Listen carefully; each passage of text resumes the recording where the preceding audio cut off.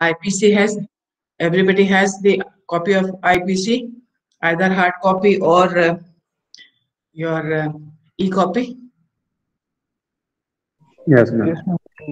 Yes, Yeah, I ma'am. think we need to. G? Any questions so far? Otherwise, we'll start reading section 299 today.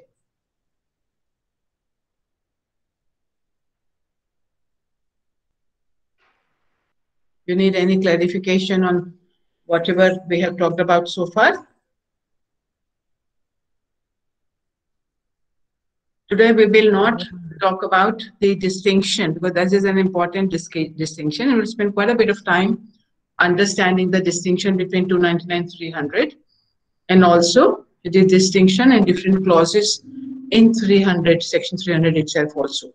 But today we are going to basically read full section 299 and understand what it says. So anyone who wants to read?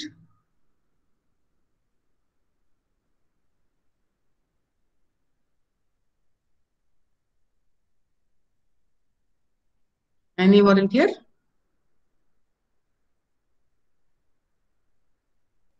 Yes, ma'am. Yes, Nirupam? Section 299, culpable homicide. Culpable homicide. Whoever Just one causes death second. by Just 1 second. 1 second. Do you know what is the mean? And I'm asking to everyone, not only to Nirupam. Do you know what is the meaning of culpable? yes, ma'am. What is it? Culpable means they have the wrongful intention. Culpable means it's punishable. Yeah, And homicide? Human killing, ma'am. Human killing. So punishable human killing is the title we have here. So okay, go ahead, Nirupam. culpable homicide. Whoever causes death by doing an act with the intention of causing death or with the intention of causing such bodily injury as is likely to cause death or with the knowledge that he is likely to by such act to cause death commits the offense of culpable homicide. So three kinds of situations are given here in which it will be killing of a human being will be punishable. One category is where a person causes death with the intention of causing death. So which is the case we have read in which it was clear that the accused person had clear intention to cause death. Arvenkalu. Velupa Arvenkalu. Venkalu's case. So Venkalu's case was a simple and clear example of where the accused person had the intention to cause death. And why did we say, how did we come to the conclusion that there was intention to cause death? Because They locked the person inside and then set fire to the house. So he yes, had he can't escape, and he also resisted the option. He had the servant who can save him. They went and beat him up and yeah. So no, these reduced are any the facts. chances for him to escape. These are the correct facts. What is the legal formulation? In these facts, it was clear that they could reasonably foresee what the consequences would be, and they desired the consequence. And the conclusion from there is that the facts and circumstances clearly show that they could reasonably foresee the man trapped inside will die when they lock it and don't let anyone to come to rescue. And apparently they desired this. It was not that they did not know. It was not that they thought it was an abandoned cottage. They knew it was a living quarters. They knew that the man was inside. So because of these facts, we infer that these two accused in this case killed Moinuddin with the intention to kill. So first example. It was murder, we'll come to that. Today we are not focusing on, we're only focusing on 299. Second circumstance is such bodily injury as is likely to cause death. So can anybody give me an example?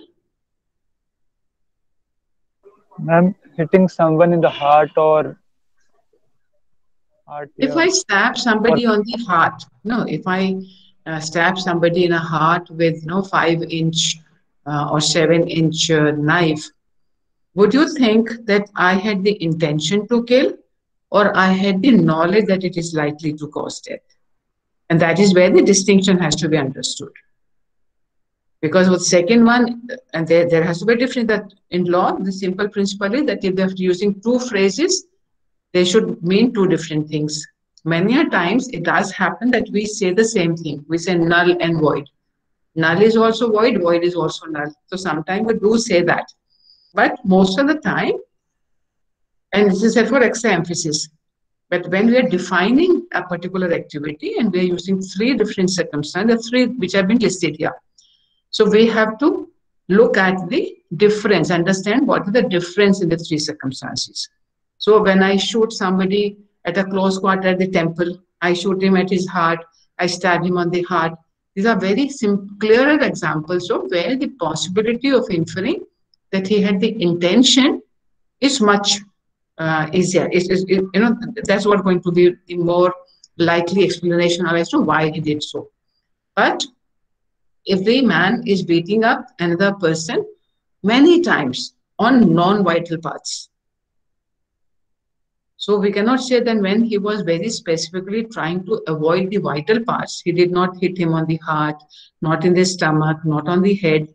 These are all apparently, and ordinary people know that these are vital parts.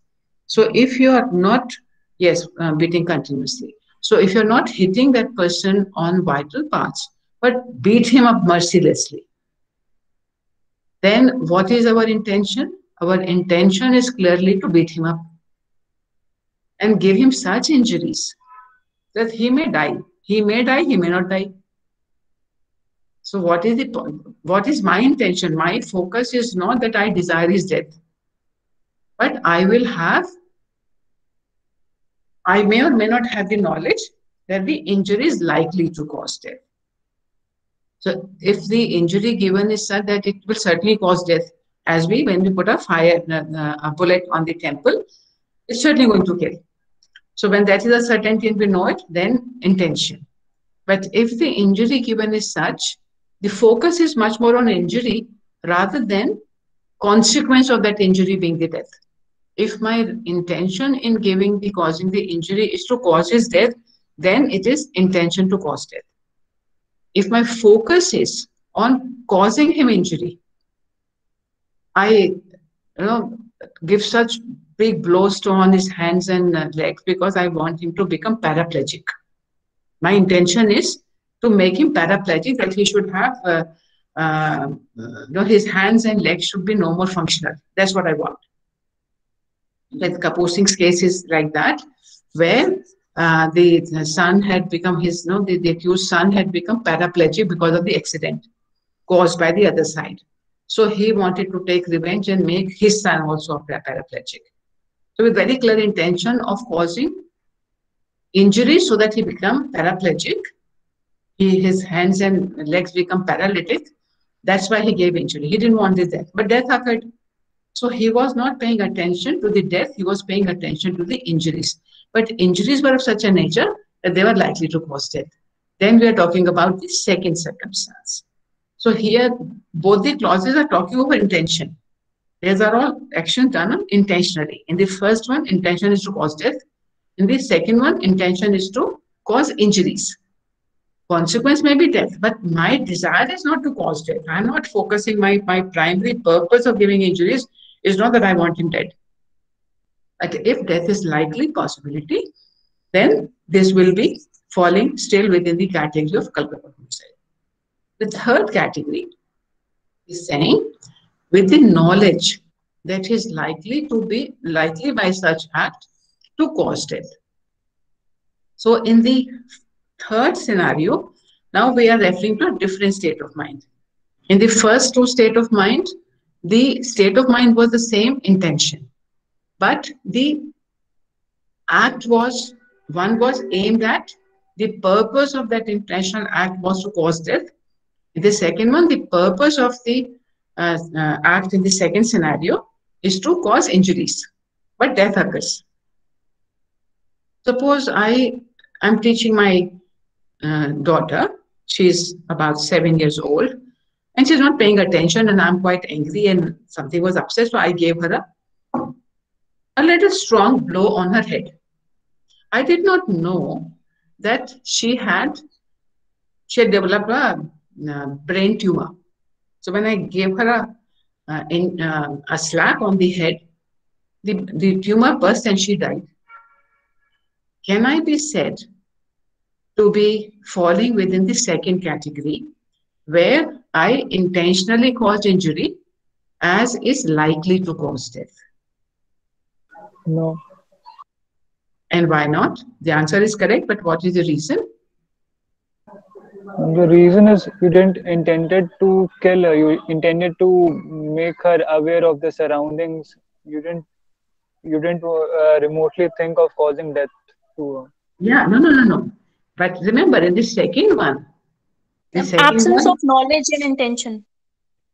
No, I have intentionally given her the blow. It is not That- Ma'am, unintentional. but you don't know the fact now. I have intentionally caused injury to her. That is for sure. But whether the injury I caused is likely to cause death, it's not likely to cause death. Her death still occurred. But the fact that the death still occurred is not the criteria. The injury, because her death occurred not because of my blow. It occurred because of a special condition she had, and which I was not aware of. If I was aware of this condition, no, I'm the enemy. I've got some grudge with the mother of this child, and I'm the tutor. Knowing that she has this special problem with her head, there's a tumor, she's likely to be operated. I give, and even a small touch will burst her tumor. Having got that knowledge, if I give her the blow, then what is my intention? What is, will I be charged under first clause or second clause? And both, you had the knowledge, you had the intention to kill her. Remember, when we are talking the word intention, we have got knowledge included in there. I am aware of the consequences and I want those consequences. That's intention. In the second one, intention is still to cause the injury, but aim is not to cause the death. Death still happens. So in the example, when I'm the mother and I gave the blow, I have given the injury intentionally. It was not by chance, when you are traveling in a bus, for example. Sometimes you run over somebody's foot. Sometimes, push them aside. So this is causing hurt. This is intentionally causing injury. Stepping onto the toes of people when you are passing by in a cinema hall or in a bus. These are unintentional. You didn't want to put your foot onto their foot, but it just happened. Accidents. There's no intention. There's knowledge, but there's no intention. So one has to understand the distinction in the first two categories. First one, the primary focus of causing intentional injury is to cause the death. In the second one, the focus of the intention is to cause the injury, but death occurs. But the death should occur in such circumstances where the intentional injuries I have given is likely to cause death.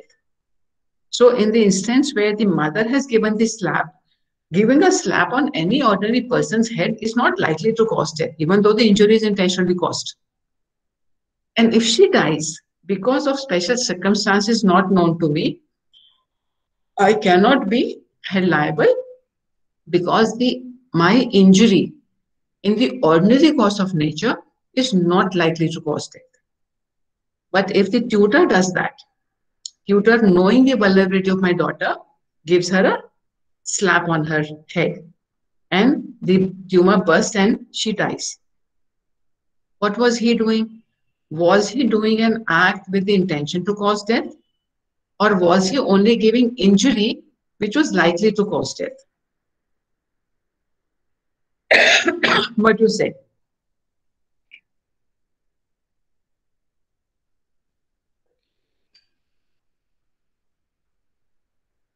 Tutor has the Doing knowledge. an injury. He had the intention to cause death, na? Because he knew that with her special condition, even a small hit on her head will result into bursting of the tumor. He has that knowledge. He uses that knowledge in order to cause injury. His intention is not merely to cause injury to the daughter. Na? His intention is to cause her death. Are you understanding the difference in the first and the second one? So when this tutor gave the blow, why did he give the blow? Because he had knowledge. He used the knowledge to cause a certain consequence. And what was that consequence he was desiring? Death. He desired death. And he did the act which will cause the death of this person. So, of course, the action he did is not likely to cause death. But because of the special knowledge he has of the conditions, special conditions of this girl, therefore, his act is aimed at causing death of the child. Take another example. So this is, we'll come back to this. We'll take more examples. We'll read the illustrations also in this section. Third scenario is that I have knowledge that it is likely to cause death. If I throw somebody into the well,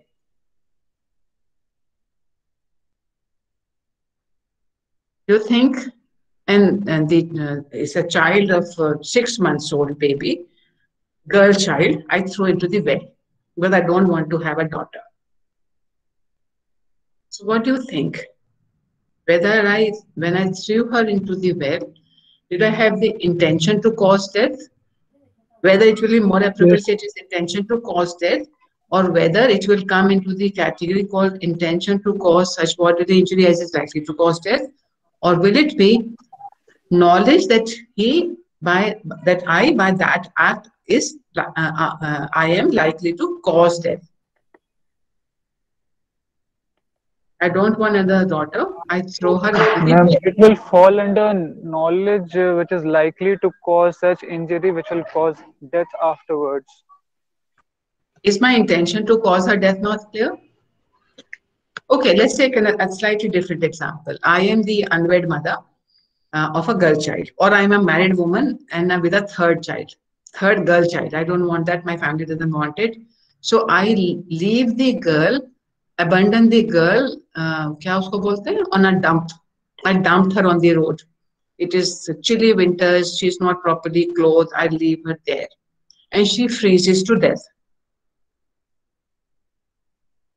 Which clause will be most appropriate? Intention to cause death, intention to cause injury as is likely to cause death, doing an act with the knowledge that by that act I'm likely to cause death. Doing an act with the knowledge that is likely to cause death. Understand the difference? In this one, I know that she's likely to die if I abandon her in a chilly winter. If I leave her without clothes on the street, it's a newborn baby, she's likely to die. But what I have done, I only abandoned her. So this is the action of abandonment, which is likely to cause her death, and the death does accrue. So just 1 second, I think there's a courier at my door at home.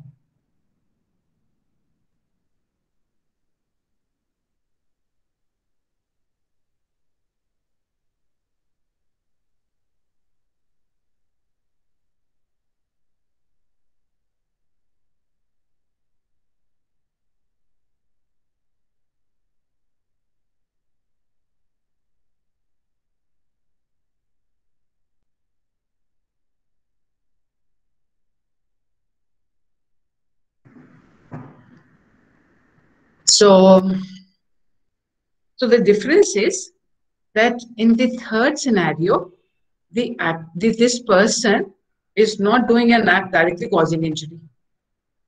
In the middle, my action is to cause injury. When I abandoned the child, I have not caused any injury to the baby. I've just left her there. So this is the focus is on what is the action I've done in order to cause the death. And I might think that no, maybe somebody will pick her up. She might survive also. but the possibility of her death is very much there.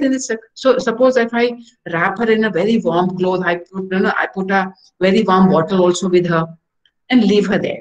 Leave her at the Palna. We have all these places where you can, they're not encouraged, but they certainly say that if you just can't keep a baby, you can leave it in Palna. So I leave my baby in the Palna. Unfortunately, the Palna people were not there.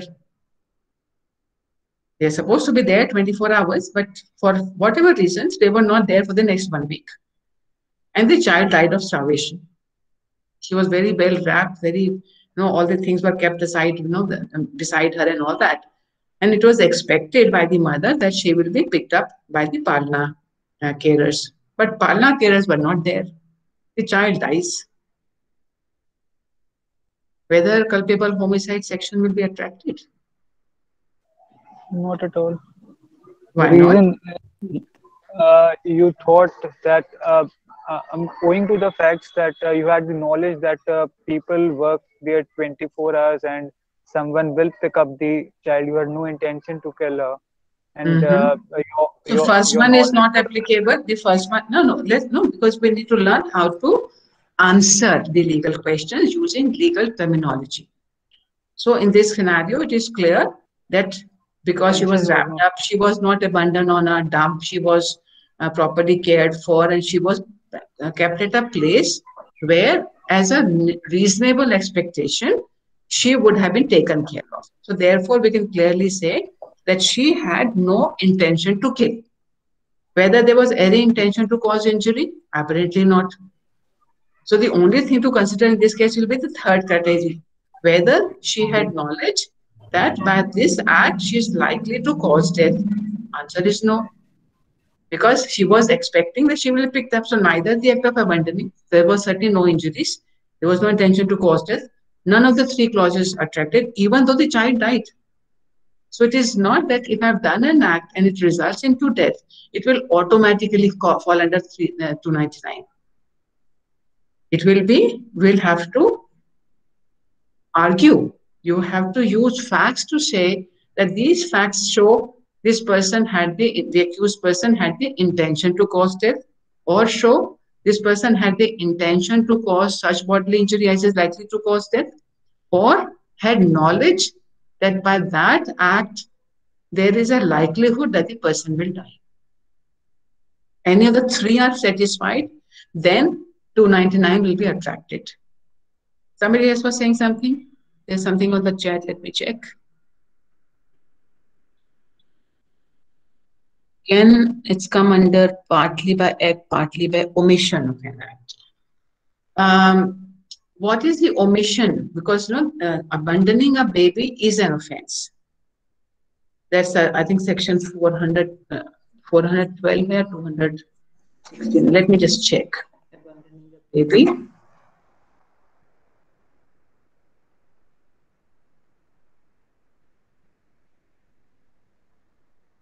Yeah, so 412, let's see.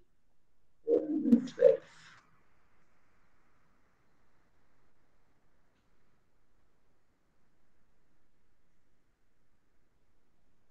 No, that's the property pe chala gaya. Now, which is the section?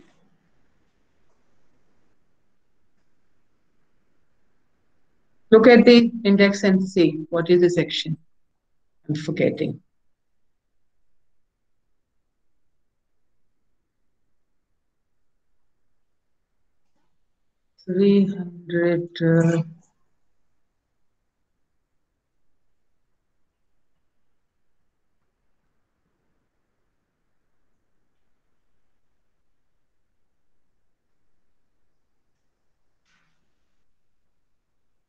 Okay, it's 317.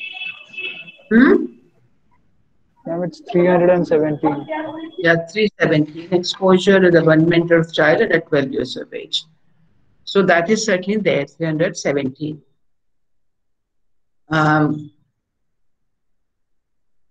So the circumstances in which the child has been abandoned can determine whether it will also be, in addition to abandonment, will it come under 299 also. Because 299 always, when you're giving an answer, analyze use the language given in the section in order to say this clause attracted. Okay, let's look at, so we've made a beginning. If it is clear, it's good. If it's not clear, that's also okay. Culpable homicide.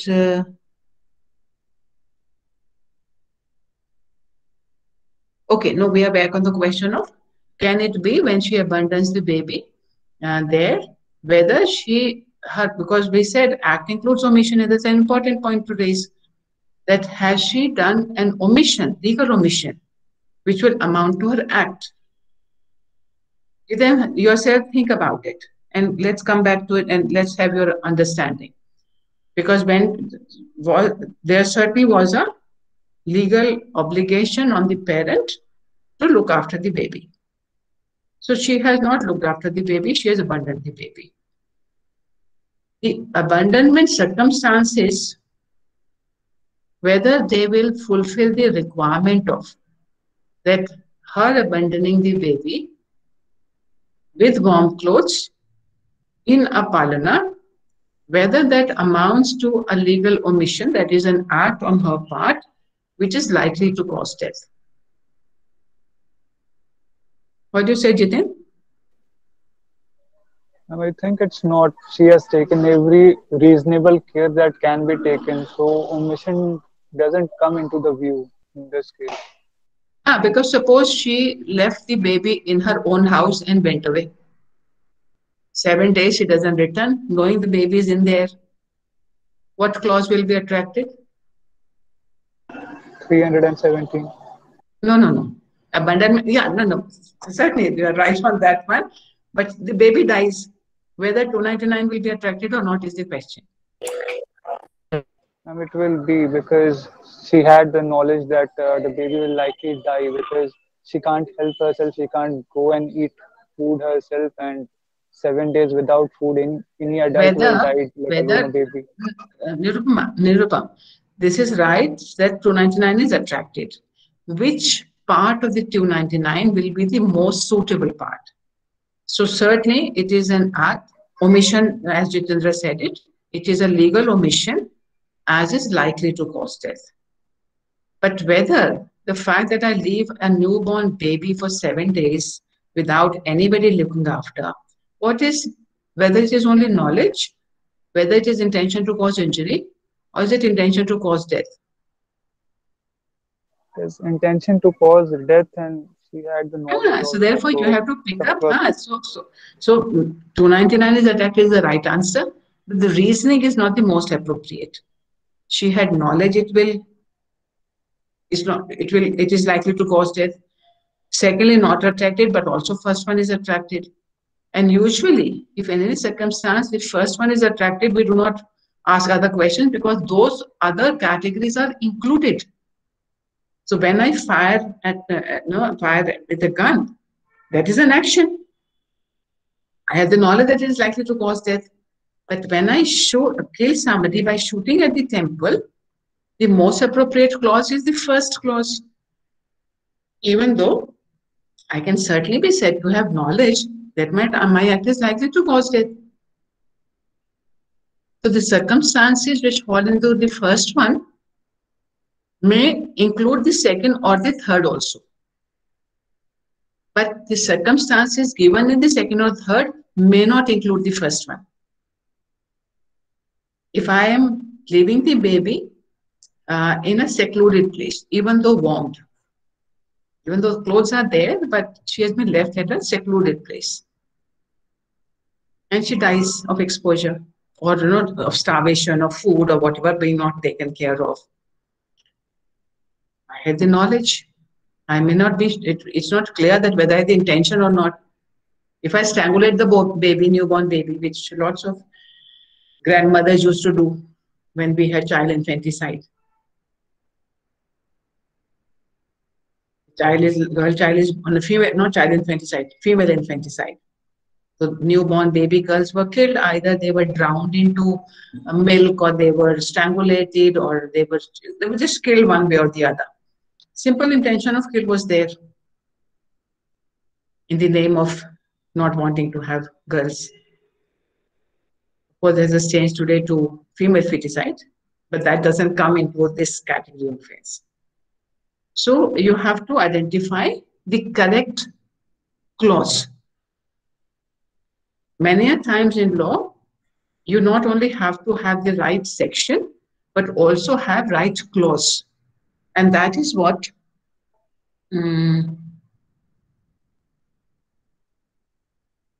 okay. Jiten doesn't have, his network is not clear, so he's not able to answer. I have a question. Ji.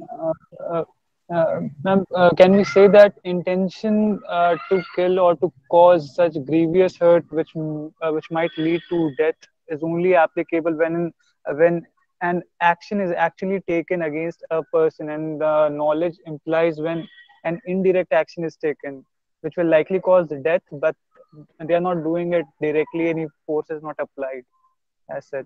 It may happen sometime that the focus is not on killing a particular person, and it is only on the act. We have those cases of Gyarsi Bai and Dhirajia, where a woman runs away from her husband or from her home with her children, jumps into the well. She died, children survived. She did not want the death of the children, or maybe she wanted the death of the children, but her primary focus was to escape from the tragedy of the home or the violence at home. In one case, it was a small baby in her arms. In the other case, it was 3 children that she jumped with in the well. So when she jumped into the well with the 3 children, whether the focus was on the act or was there was intention to kill. Intention was not to kill, intention was to die. So, but in case of children, she wanted them dead. So whether she can be said to have intention to kill those children, whether she had knowledge that she was likely to cause death of those children, certainly, the injury, whatever has happened because of the act. But the act was not intended at causing injury. The act was likely to cause death. So one has to understand that if in this case, when the women's action resulted into death, but whether the action was aimed at causing the death of the children. And that is where the final distinction between the two comes in. So let's have a look at the examples and then see whether things become clearer. So somebody else, please read illustration A.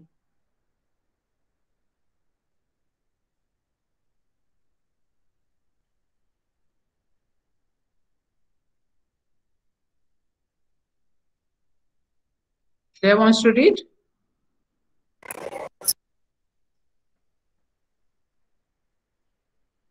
Claire, speak. Not audible.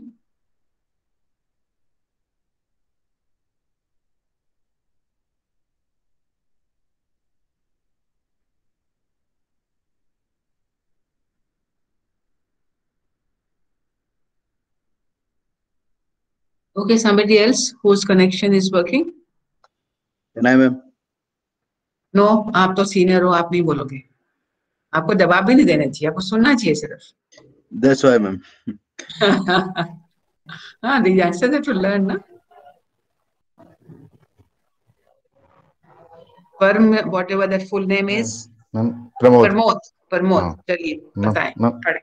A lays sticks and truss over a pit with the intention of thereby causing death, or with the knowledge that death is likely to be thereby caused. Z, believing the ground to be firm, treads on it, falls in and is killed. A has committed the offense of culpable homicide. So, okay, in the illustration now, what are we finding here? There is no intention to cause injury, but intention is to cause death, or intention is the act has been done with the knowledge. Which one do you think is more appropriate? The illustration uses both the terms. That A has laid sticks and turf, over a pit with the intention of thereby causing death. So whether it is an instance of intention to cause death, or is it an instance of knowledge that he, by his act, is likely to cause death.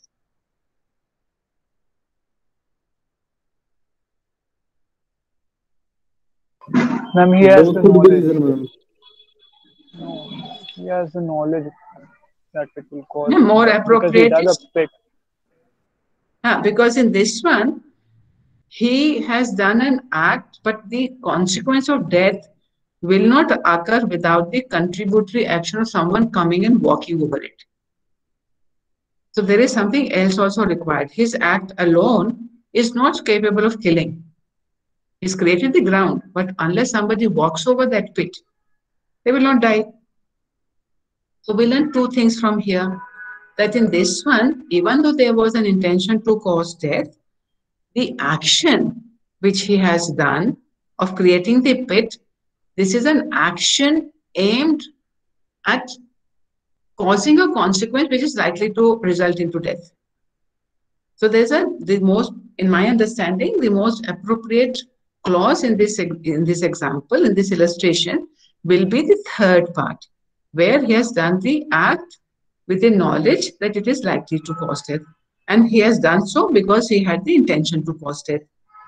But in case the other person doesn't do that, doesn't walk over,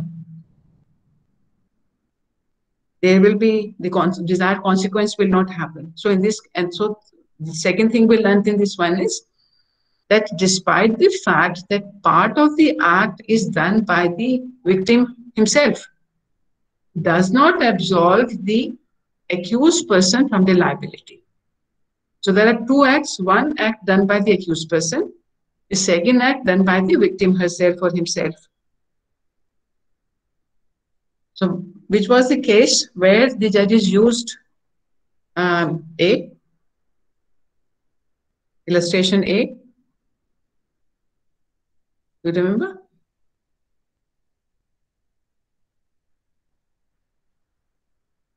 Where the argument was that but for the contributory negligence, contributory act of the victim, the consequence would not have occurred.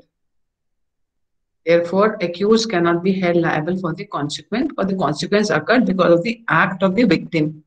MS Murthy. Yeah, Sunarayan Murthy. Sunarayan Murthy, the girl, if the girl had not picked it up, she would not have died. So the judge said, no, look at illustration A. This man would also not die unless he walks over it. But the illustration clearly shows that contributory act of the victim does not absolve the accused person from liability. So, okay, illustration B. Who's reading? May I? Yes, please. A knows Z to be behind the bush.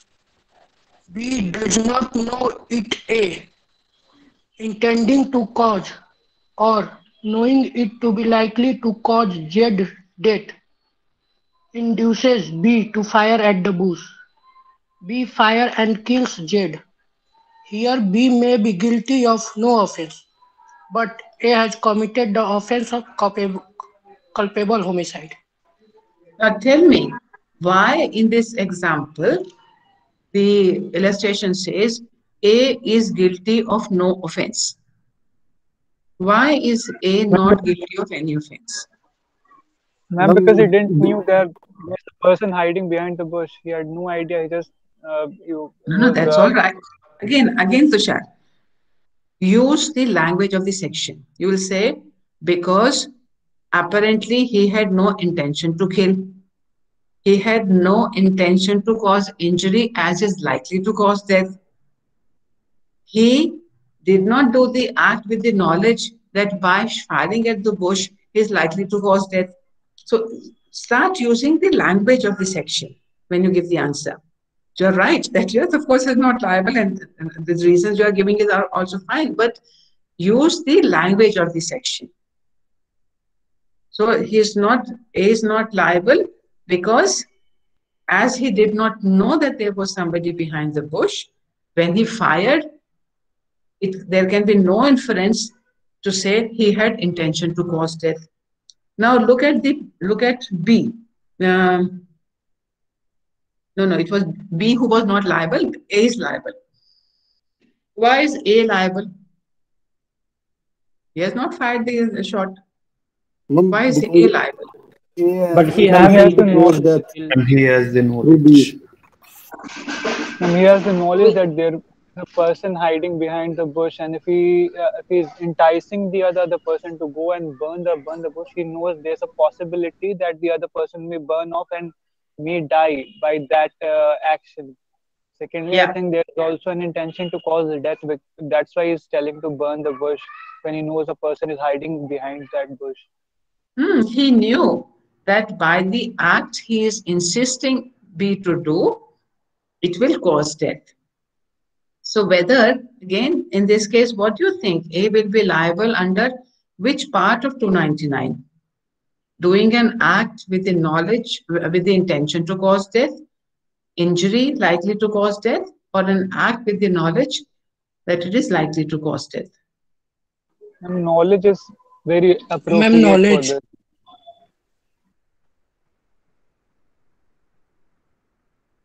Induces B to fire.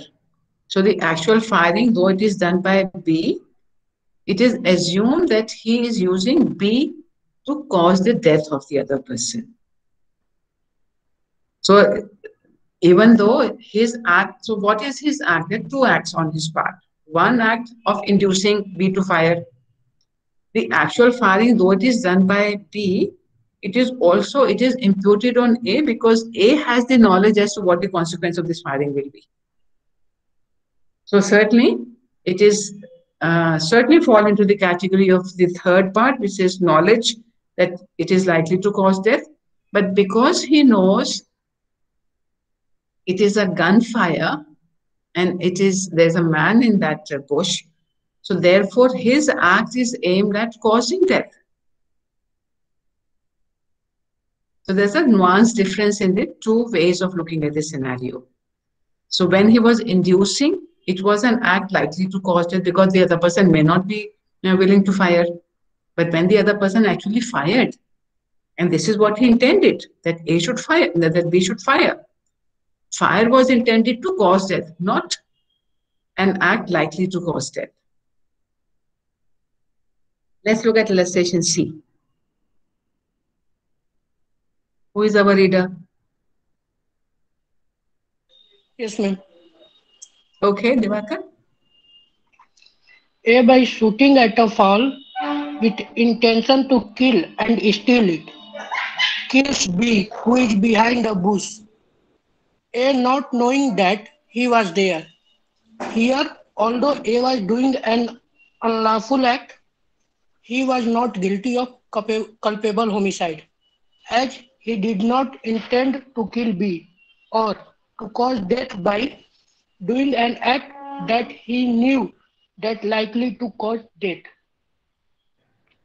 You know any incident from Ramayana which fits this example? Marich का वध राम के द्वारा. मारीच का वध राम ने. Death of Shravan. Shravan Kumar. Dashrath firing thinking it's an elephant, but it was Shravan Kumar filling the vessel. Very clear, simple, straightforward example of this illustration. But the story, of course, doesn't go this way. The story goes that then he did suffer. He did have a consequence, but not through the legal system, not through the penal court system. That's a different tangent conversation. But example is that because, so in case the IPC was to be applied to Dashrath, he would be guilty of no offense, even though his act has resulted into death of a human being. Why would he not be held liable? Ma'am, he had no intention of causing death to B. He had no knowledge that B was there. That's why. Perfect, perfect. So that's how we answer that in this case, it cannot be said that he had the intention to cause death of this person. And he also did not have knowledge that by shooting at what he assumed to be an elephant, he is likely to cause death. So suppose A was aware that my enemy X is behind the bush. So A fired at the bush and killed the man in the bush. It turned out that it was not X, but it was Y. Will he be liable? No, he won't be, because he had no intention to kill that person. Yes, ma'am. He will be liable. No, he has Okay. knowledge that he is likely to cause that by such act. So we need to return to 299 section. We need to return to the language. It says whoever causes death of whom? Of a human being. So does it say of a particular human being? Or does it say of a human being? So what is the word which is to be read? Whoever causes death. So in Panali Countdown we said causing death of a living human being, but still a human being. So you can cause death of only of a person who is alive. That was what we learned in Panali Countdown. So that's for sure, and certainly we have caused the death of a human being. But whether this section says you will be liable for causing intentional death only in those circumstances where you cause the death of the person intended. So which case will come into again operation? Suryanarayan Murthy. That was the question. He intended to cause death of Apala, but Raj Lakshmi died. Ma'am, can it be categorized into the act of transfer of malice? No, transfer of malice doesn't apply. No? We said in Indian context, we do not apply. Transfer of malice means that you were hunting. When you look at Salman Khan, he was hunting the black buck. It's an illegal activity. You are not permitted to kill a black buck. So he was doing an illegal activity. So when he was, suppose he was firing at the black buck, a human being died. So in that scenario, under the English law, he would be liable for culpable homicide. That is the transfer of malice. Sorry. I got confused. Transfer of malice, yes, this is transfer of malice. I was confused with malice aforethought. So yes, it will be an instance of transfer of malice, that you intended to kill one person, so you had malicious intention towards one person, you caused the death of another person, you are still liable, and this is provided under 301 also. We can have a very quick read at 301. We'll return to that again later. 301.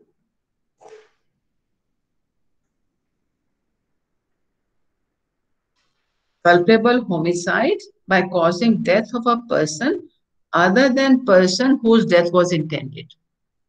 If a person, by doing anything which he intends or knows to be likely to cause death, commits culpable homicide by causing the death of any person whose death he neither intends nor knows himself to be likely to cause, the culpable homicide committed will be of the same nature as will be if he had caused the death of the intended person.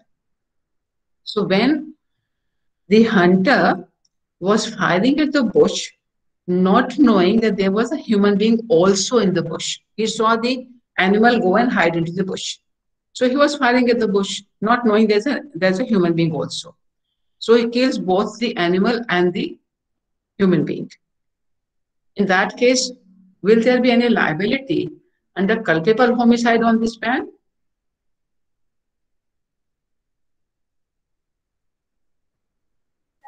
Only if killing animal, that animal is illegal. No, suppose it was illegal also, but he had no knowledge that there was a human being also in that bush. And then it won't fall under culpable homicide. No, it will not be culpable homicide, even though it is an instance of malice aforethought. So English law, there would be criminal liability, but not in Indian law. Indian law says if you intended to kill A but instead killed B, then 301 says you will have the same liability as if you have killed A only. So the fact that you were mistaken about the identity of the person doesn't change your liability. You were intending to cause death of a hero. The second, the supporting actor came in between and died. You call it the death of the supporting actress. The liability will be still the same as if you have killed the hero in criminal law. So that's what the impact of this one is. So returning to the reasoning will be you intended to cause death. The section says only you intended to cause death. I intended to kill the hero and I caused death. It does not say whose death was intended and whose death was caused. As long as you intended to cause death of a human being has been killed, liability is there. So far, so good. Let's look at explanation 1, 2, and 3 also. What is the time? The class is till what time? Or it's over? It's over. So let's look at the question tomorrow. We'll look at the explanation tomorrow, and then we will also look at the comparative understanding of what are the circumstances in which the culpable homicide will become murder. So that is all for tomorrow. So, but do have a read of explanation 1, 2, and 3 at home before coming to it. Why not? Ma'am, it's Saraswati Puja tomorrow. So, do Saraswati Puja. Saraswati Puja, you do not want to do class? How can that be? Okay, ma'am. Class में तो रोज की class में तो सरस्वती पूजा ही करते हैं और क्या करते हैं हम लोग क्लास में?